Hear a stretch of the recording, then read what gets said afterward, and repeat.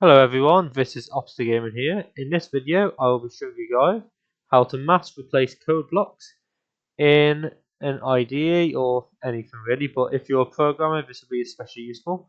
So say you've got a specific line of code that you need to replace in all files. So say you've got 50 files that you need to replace it in.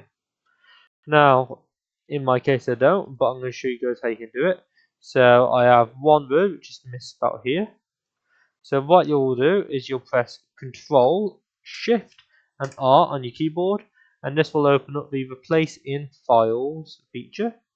Now what you can do is you can press on that one, and then you can put in there the one that you need to replace, and inside the replace you put in what you want to replace it with. So say I want to replace it with just testing. Now you can select as many files as you want, or you can press replace all to replace it in all files. I just want to replace it in this one, so I'm going to press replace.